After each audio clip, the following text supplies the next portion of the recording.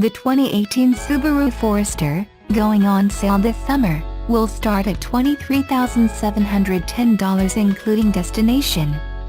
That's a $200 bump from last year. Active torque vectoring and the company's EyeSight safety features are now standard on 2.0 XT touring models, while a new Black Edition package will include the usual upgrades of dark wheels, accents, trim and badges. Base models will stick with a 170 horsepower 2.5-liter Boxer 4. A 6-speed manual is standard in the 2.5i and 2.5i premium versions. A CVT is $1,000 extra. Upgraded models were a 2.0 XT badge signifying a 250 horsepower turbocharged H4. All Foresters are equipped with all-wheel drive. The premium trim adds $2,900 to the base price and comes with 17-inch alloy wheels, X-Mode with hill descent control on CVT models, automatic HVAC controls, body color rear roof spoiler and a 10-way power driver's seat. The Black Edition is built from the premium trim including paddle shifters for CVT models, 18-inch black wheels, steering responsive headlights, leather steering wheel in the all-weather package, which includes heated seats and the like. It comes in 4 colors: crystal black silica, dark gray metallic, crystal white pearl and ice silver metallic. The Black Edition is only available on the premium trim and will set you back $1,150. The limited trim, $30,310, adds better leather in powdered seats, silver interior trim, more standard safety features and a power rear liftgate. Finally, the touring lineup of Foresters, $34,005, adds push-button start, keyless access, memory seats and torque vectoring, as long as it has the 250 horsepower Turbo 4. It also gets reverse automatic braking, like the limited trim above, and high beam assist. As for tech, all subbies come with the company's Starlink infotainment system. Base models get a 6.2-inch screen. Premium, limited and touring models get a 7-inch screen. Navigation is $1,350 extra. No one buys a crossover based solely on how quick it is.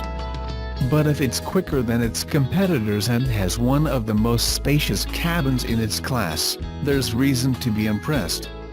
Last year, we tested a 2016 Subaru Forester with a naturally aspirated 2.5-liter engine delivering 170 horsepower. It ran from 0 to 60 mph in 8.7 seconds, or on the slower side of the competition. Equipped with a 2.0-liter turbocharged engine making 250 horsepower, our 2017 Forester tester did the deed in just 6.8 seconds. Essentially, it creamed 4-cylinder competitors we've tested in the past few years, including other models with similar power outputs such as the 2017 Ford Escape EcoBoost AWD, which clocked a time of 7.3 seconds, and the 2017 Kia Sportage SX Turbo AWD, which hit the mark in 8.1 seconds. The Forester left other big players in the dust such as the 2016.5 Mazda CX-5 AWD, the 2017 Honda CR-V AWD, and the 2016 Toyota RAV4 AWD. It even matched the time of a V6-powered 2016 Jeep Cherokee, producing an additional 20 horsepower. Although quick, it's unlikely you'll want to unleash all of the Forester's power at once. Punch it, and you'll hear a harsh, laboring engine noise you won't want to repeat. In everyday driving, the Forester exhibits an aggressive initial throttle response, though it's not quite as jumpy as the one on the naturally aspirated model. I had a difficult time adjusting to the Forester's startup feel even after a few days with the vehicle. The Forester benefits from a controlled body and handles corners with poise. But the suspension transmits the feeling of every small groove in the road, making the Forester a bit chattery. For the 2017 model year, Subaru installed thicker door glass and new door seals to improve cabin insulation, and it worked. when noise is no longer a problem like it was on the 2016 Forester we tested. Also part of the model refresh, the 2017 Subaru Forester receives a quicker gear ratio in the steering to improve handling. Still, most of the updates to the Forester 2.0 XT involve trim and technology. Subaru's EyeSight safety system receives new features and uses new color cameras that provide a wider and longer field of vision. High beam assisted steering responsive headlights are other new options. Inside the cabin, the Forester receives a heated steering wheel for the first time, standard on our tester. Touring models are available with new saddle brown interior upholstery, which looks and feels expensive. In fact, we thought our $36,765 tester offered quite a bit of value, with niceties such as a power rear gate with height memory, heated front seats, available navigation, plus the available EyeSight system with pre-collision braking, lane keep assist, adaptive cruise control, and other capabilities. One of my favorite features is an alert that beeps when the vehicle in front has moved at a fresh green light. Minor nips and tucks haven't brought the Forester into modernity. Despite the refresh, it feels outdated, thanks to the awkward dual-screen setup and ancient analog instrument cluster. The optional 7.0-inch touchscreen, new for 2016, works well but has older-looking graphics. All the technology in the world can't make up for cramped quarters, which is why we'll give the Forester a pass when it comes to its slightly older cabin. With plenty of seat room even for tall passengers and a maximum of 68.5 cubic feet of cargo space, the Forester 2.0 XT delivers on one of the most important values held by the crossover segment. Surfboards and a family's worth of suitcases are no match for the spacious Forester. This thing isn't designed like a box for nothing. Unfettered by bulky pillars and swoopy lines, drivers can see more glass and less sheet metal around them while enjoying plenty of headroom. The Forester boasts a high ride height and low belt line, providing drivers with a commanding view of the road. Although the Forester won our 2014 SUV of the Year award, its competition has advanced just as far, and in terms of design and technology, even more quickly. Just think of rivals that offer Apple CarPlay, a head-up display, and larger touchscreens with crisp graphics. Luckily the faithful Forester remains quick and all-around functional, qualities many of its rivals still haven't mastered. As far as crossovers go, the Subaru Forester is some kind of an enigma. Besides a few new safety features here and there, the damn thing has been pretty much unchanged for the last 4 years, and while its engine is relatively new, it feels like the same boxer motor Subaru has used since, like, fire was invented. Yet Forester sales have somehow increased in 2016. Last year alone Subaru moved nearly 200,000 of them in North America, part of a steady sales rise that's been going on for years. Yes, the Forester is kind of old, but people keep buying them. More and more people keep buying them, in fact. What the hell is going on here? Is there some sort of Jeep-like 4x4 cult following with the Forester that I'm not aware of? What is it? Introduced to our market in 1997, the Subaru Forester was among the first wave of car-based Japanese crossovers along with the Honda CR-V and Toyota RAV4. Originally built on the Impreza platform, the first-generation Forester was marketed as a more rugged alternative to the existing all-wheel drive wagon Subaru was selling at the time, notably the Legacy and Impreza Outback. Fast forward to today and the classic Forester hot sauce recipe remains almost unmolested. It's still running on Impreza hardware and still looks very vertically challenged. Power is claimed at 170 horsepower and 174 pounds-ft of torque.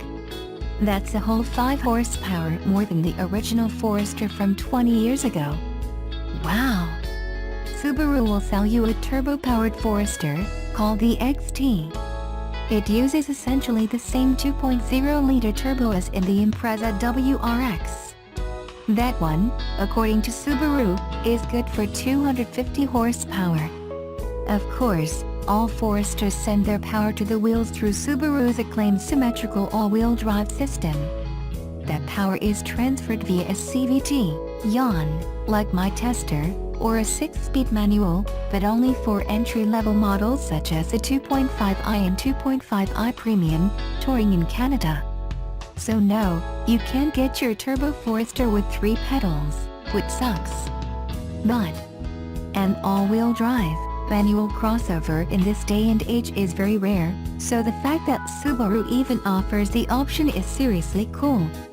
What does it matter? People are buying a shitload of crossovers now. If you're not marketing some sort of jacked up, all-wheel drive contraption with an abundance of cargo space these days, you're not in the car business. Period. You and I may think the WRX STI is the most important vehicle in Subaru's lineup, but it's really not. This guy is. So, Subaru has been selling quite a lot of these. In 2016, the Forester ended up in 178,593 US driveways and 13,798 in Canada. That's a lot of Foresters, especially for a small and mostly independent car maker like Subaru. While still not even close to the Honda and Toyota juggernauts, Subaru's crossover is the 9th most sold SUV in America, ahead of the Jeep Wrangler and Mazda CX-5. Playing catch up. Now for a utility vehicle to matter in this day and age, it must not only deliver on the basics of utility, all-weather capability, and value, but also stand out from the crowd by offering truly unique features such as funky styling, innovative and efficient veterans, or an abundance of standard tech. About the Forester's drivetrain, it's both its biggest flaw and most outstanding feature. Yes, this has a boxer motor, like all Subarus, and yes, it's the same 2.5-liter that's been powering everything in their lineup for the past decade. Subaru did replace the EJ25 for the FB25, but the specs haven't changed all that much. It's also the one that somehow magically implodes when it reaches 100,000 miles. To Subaru's credit, the Boxer AWD formula remains brilliant. While car makers are throwing all the technology they can at their all-wheel drive systems to make sure young families don't fall off a cliff in their crossover, none of them will ever match the low center of gravity of a horizontally opposed engine. And that's why the Forester has its competition totally curb-stomped.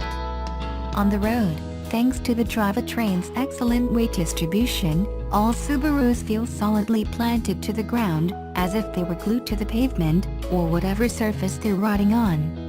This means that although the Forester is top-heavy, there's virtually no body roll. It's confidence-inspiring. In other words, you can drive it like a little car, hitting corners quickly, turning in sharply, and be somewhat spirited behind the wheel. Unfortunately, this is old news. We've been hearing about Subaru's magical system since Britney Spears was in the Mickey Mouse Club. And that engine is crude, unrefined, and slow. What's up with those power figures? Is that really the best you could pull out of that 2.5-liter over a 20-year span, Subaru?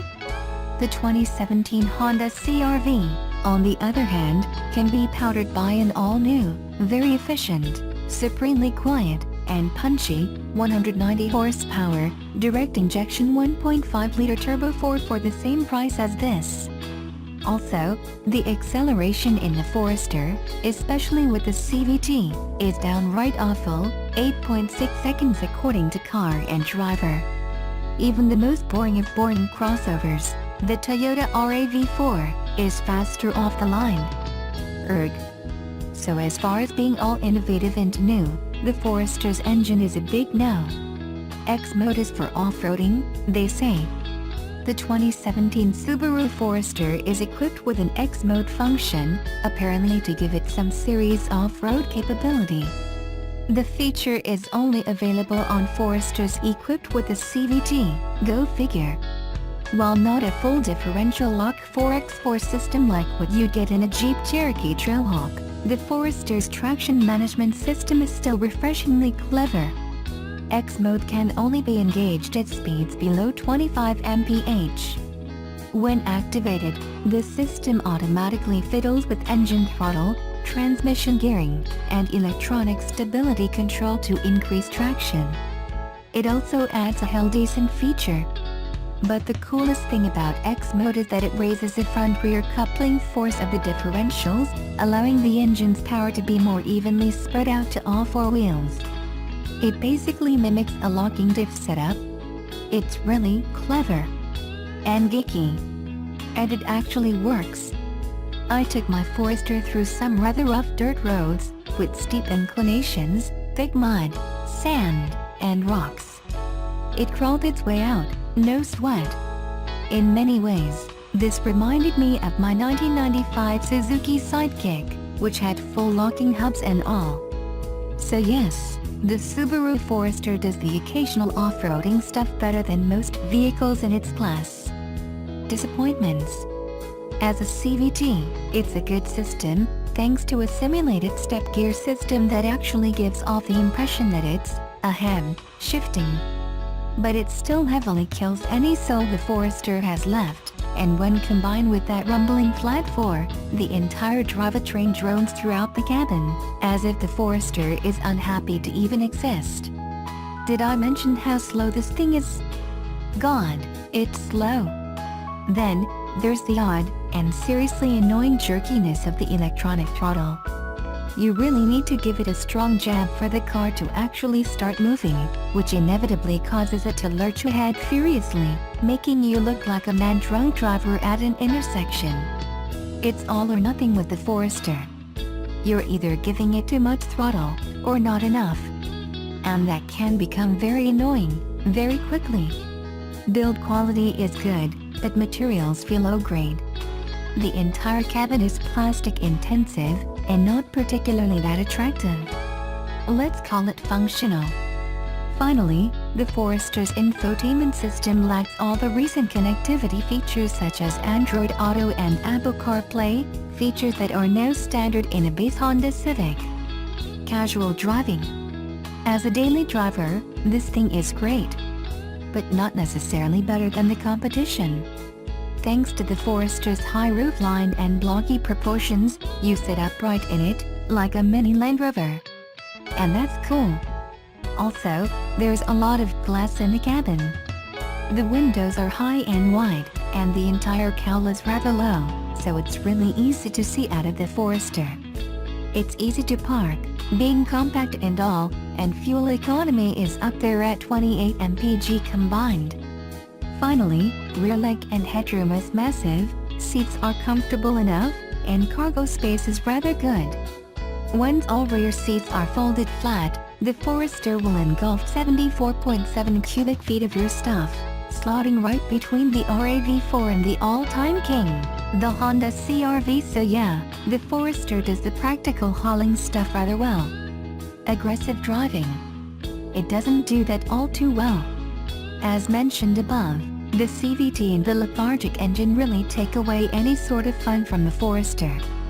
Granted, there's a turbo version available, but it doesn't come standard, unlike the competition which comes with more power out of the box. Also, although this thing exhibits impeccable road manners due to its drivetrain and all, it still feels less sophisticated than the more recent, fresher offerings in the segment, like the CR-V or Mazda CX-5.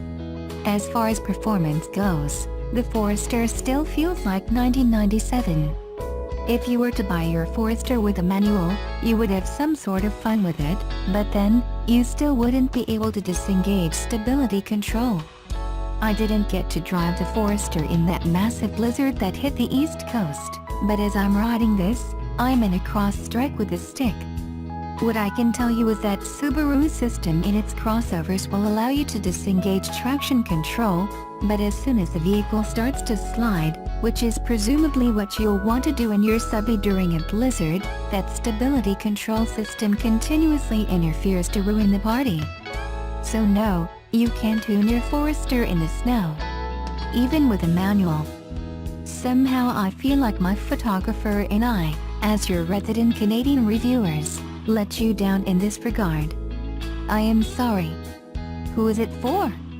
Luckily for Subaru, the Forester appeals to a broad range of consumers. On one end of the spectrum, there's the common folk who look for an affordable, safe, and practical family hauler. Young families will appreciate the Forester's interior and cargo space as well as its competitive fuel economy. Then there's the outdoorsy active type, who will most likely bring their Forester into uncharted territory in search of that perfect mountain bike drop, ski slope, hiking trail, or river rapids. They'll undoubtedly appreciate the Forester's light-duty off-road capabilities and practicality. Value. Pricing for a 2017 Subaru Forester kicks off at $22,595 for a base 2.5i with a stick. My tester was a Canadian spec 2.5i touring with the technology package. It's the equivalent of the 2.5i Limited in the US, including Subaru's EyeSight bundle of semi-autonomous tech. It sells for $29,195. That's actually pretty cheap. The turbocharged 2.0 XT model sells for roughly the same price, $29,295, but doesn't come standard with EyeSight. It's the Forester 2.5i Touring that tops the lineup at $31,295. So, let's wrap this up. A base Forester, with a manual, undercuts the Honda CR-V, Toyota RAV4, Mazda CX-5 and Hyundai Tucson. This a great value. Verdict. Is the Subaru Forester a good utility vehicle? You bet it is. That classic Subaru secure feeling on the road and the fact that it's a blast to daily, the option to buy one with a manual, and the fact that it'll crawl its way out of pretty much anything the average urban human will ever encounter, makes it a lovable little wagon thing. But it's far from stellar. The Forester has many flaws. Its drivetrain is dated, the entire thing doesn't feel particularly innovative, its power figures are rather low for the segment, and it simply has trouble keeping up with the latest crop of cool, modern, and high-tech crossovers available out there. Also, Subaru doesn't have a very good reliability track record, at least not long-term. Finally, that CVT and intrusive stability control system take away the endearing traits that have made this little box on wheels an enthusiast-friendly option in the past. But cheap always sells, and Subaru knows this. As good as this little Forester tries to be, the reality is that there are much better crossovers out there. That doesn't seem to stop anyone from buying them, though.